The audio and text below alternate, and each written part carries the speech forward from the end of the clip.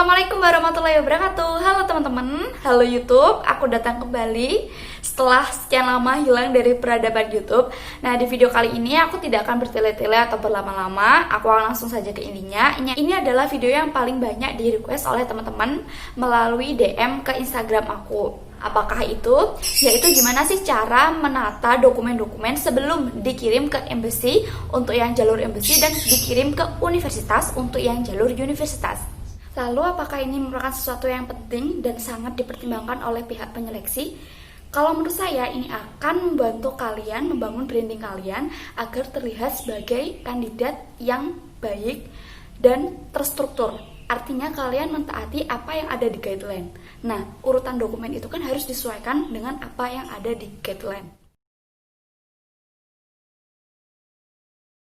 Sebelum lanjut ke video utamanya, aku mau mengingetin teman-teman lagi kalau teman-teman harus mematuhi peraturan yang ada di guideline. Di antaranya yang pertama adalah semua dokumen tidak boleh di-staples jadi satu. Lalu per dokumen seperti ijazah, kemudian ada kependudukan, ada formulir aplikasi, itu tidak boleh diletakkan di amplop yang berbeda-beda. Lalu, semua dokumen, formulir harus diisi menggunakan bahasa Inggris ataupun bahasa Korea. Selanjutnya, semua dokumen harus dalam ukuran kertas A4. Dan yang terakhir aku mau ingetin adalah jangan lupa untuk menulis nomor dan label nama dokumen di ujung kanan atas. Oh ya, teman-teman tidak boleh mengirimkan berkas ini ke embassy sendiri untuk yang jalur embassy, jadi kalian harus mengirim lewat pos dan jasa kirim sejenisnya. Justru kalau kalian kirim sendiri ke embassy, dokumen kalian akan ditolak sama satpam yang ada di embassy. Untuk yang jalur universitas, kalian bisa pakai jasa kirim EMS dari Pos Indonesia. Sekarang kita langsung ke video intinya. Di sini aku udah punya formulir aplikasi, formulir nomor 1. Di sini sudah ada data-data atau dokumen-dokumen yang harus kalian submit ketika daftar beasiswa GKS. Dokumen-dokumen yang sudah dicentang ini kalian harus submit atau masukkan ke amplop dan kemudian dikirim ke embassy atau universitas tergantung jalur yang kalian ambil. Nah, di formulir 1 ini tidak hanya satu lembar, jadi ada beberapa lembar, ada 1, 2, 3, ada 3 lembar. Nah, ini tidak boleh di staples, jadi kalian harus pakai klip seperti ini. Kita klip menjadi satu. Lalu jangan lupa di pojok kanan atas ini, kalian harus menuliskan nomor dan label. Misalnya, form 1 adalah one complete application form. Berarti di sini kalian tulis 1 one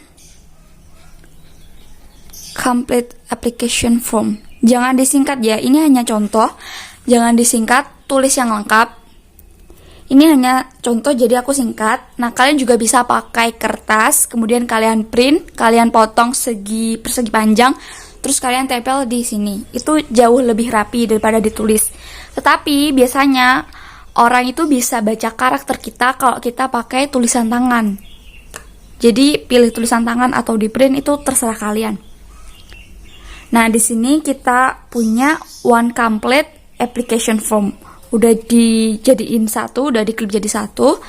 Selanjutnya kita pindah ke yang nomor 2, one NAID pledge. Ini adalah sumpah dari GKS. Nah, ini dokumennya, ada 2 lembar, sudah aku klip. Nah, ini nanti menatanya seperti ini. Ini yang di atas, yang nomor 1 di atas sendiri, yang nomor 2 di bawahnya begini. Lalu kita bisa lanjutkan ke nomor 3, one personal statement. Ini dia. Jadi ini bukan personal statement formatnya milik GKS, tapi ini format milik beasiswa lain. Cuma aku pakai aja di sini. Jadi ini bukan format asli dari GKS ya, tolong digarisbawahi. Karena ini berada di urutan ketiga, berarti kita taruh di urutan ketiga. Selanjutnya ada nomor 4, One Study Plan. Sekali lagi, ini bukan study plan format dari GKS, tapi aku akan pakai ini sebagai contoh. Karena ini ada di urutan keempat, maka kita urutkan di dokumen urutan keempat. Selanjutnya, nomor 5 ada two recommendation letters. Di sini aku ada contoh surat rekomendasi. Nah, bagi kalian yang masih bingung gimana cara ngamplopin surat rekomendasi, ini aku kasih lihat contohnya sekalian. Jadi kita ambil satu contoh aja, seumpamanya yang ini. Nah, biasanya dari sekolah kita tuh udah ada amplop yang bentuknya seperti ini. Maaf sekali karena amplopnya sangat lecek dan tidak rapi. Ini misalnya amplopnya dari sekolah aku dulu, bentuk amplopnya seperti ini, tapi di depannya sini ada tulisan nama sekolah kalian. Nah, kemudian si surat rekomendasi ini dimasukkan ke dalam amplop. Lalu tutupnya ini kita lem. Setelah kita lem, barulah di sini dikasih stempel dan juga tanda tangan dari pemberi rekomendasi supaya ini terlihat masih tersegel dan belum dibuka. Kita lakukan hal yang sama di surat rekomendasi yang satunya ini. Ini kita hanya contoh saja, jadi kita ambil yang ada amplopnya satu ini. Oke, kita taruh di paling bawah sendiri 2 surat rekomendasi. Jadi amplopnya itu kita taruh berbarengan dengan dokumen yang lain, meskipun dia ada amplopnya sendiri dan yang lain nggak ada. Lalu lanjut, selanjutnya yang nomor 6 ada One Self Medical Assessment. Nah, itu formulirnya sudah ada di guideline, kalian tinggal mengisi seperti ini. Kalian ada kalau yes, centang yes, kalau no, centang no. Nah, ini karena satu lembar, nggak perlu diklip, kita taruh di bawahnya surat rekomendasi. Kita taruh di bawah amplop yang besar. Selanjutnya ada nomor 7, One Graduation Certificate of High School. Nah, ini ada ijazah. Nah, ijazah itu ada 2 lembar seperti ini. Jadi, kita pakai klip. Selanjutnya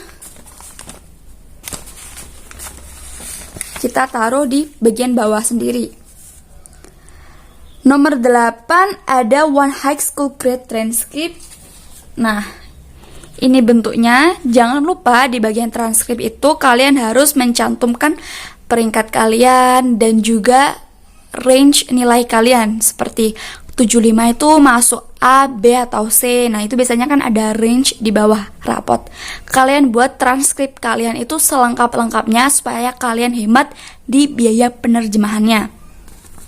Oke, kita taruh transkrip di bagian paling bawah.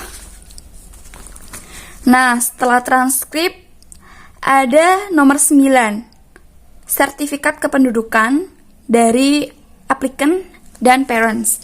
Jadi untuk sertifikat kependudukan itu aku pakai ada akte kelahiran dan juga pakai KK.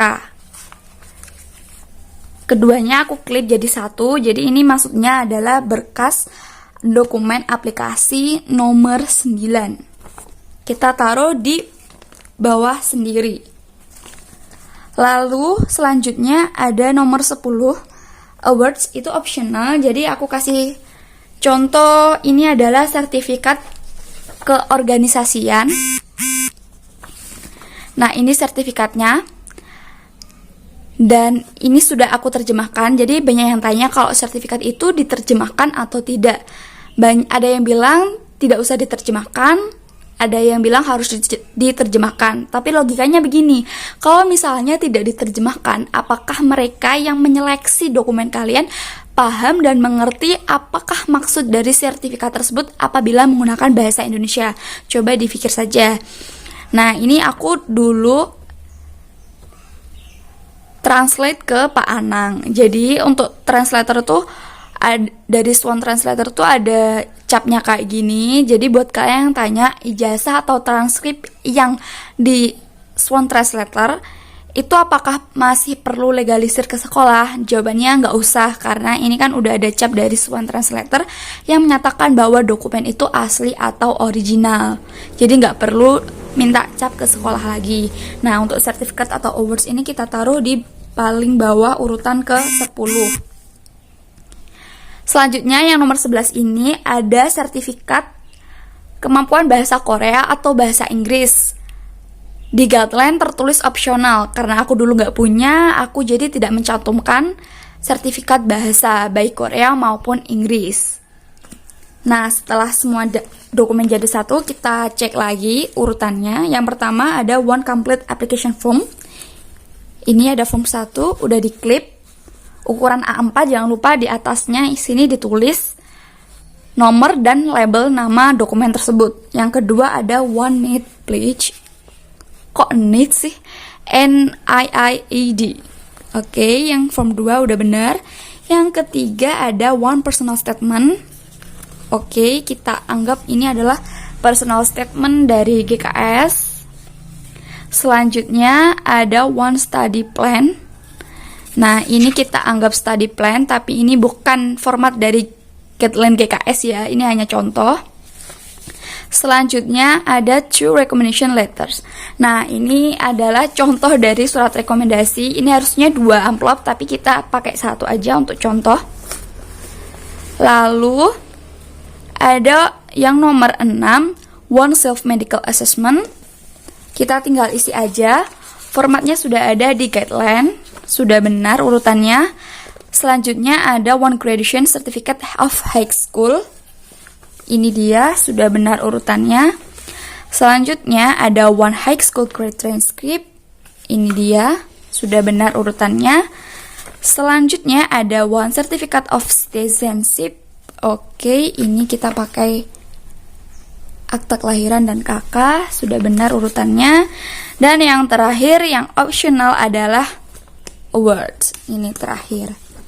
Nah, semua dokumen sudah urut, sudah kita rapikan seperti ini. Nah, lalu kita taruh di ini. Ini kalau nggak salah namanya adalah clear file. Nah, tujuannya supaya dokumen kita ketika dikirim memakai jasa pengiriman seperti IMS atau JNE, JNT, Pos Indonesia dan lain sebagainya, dokumennya tetap rapi dan tidak tertekuk-tekuk. Jadi kita masukkan dokumen ini ke clear file ini. Biasanya kalau kalian Swan Translator-nya ke Pak Anang atau ke mana aja lah, pasti kalau dikirim ada ininya, clear file. Nah, udah masuk semuanya. Ini nanti kita taruh di amplop yang besar, kayak amplop kayak gini. Cuma karena aku nggak ada, ini nggak aku amplopin. Nah, ini tinggal memasukkan ke amplop yang besar. Setelah masuk ke amplop yang besar, kalian tinggal menulis alamat, mau dikirim kemana, dari siapa, tujuannya ke mana, dan lain sebagainya. Cukup simpel, yang penting kalian mengikuti urutan dari formulir yang nomor 1 ini. Oke guys, that's all. Terima kasih udah nonton video ini sampai akhir. Selamat bertemu di video selanjutnya.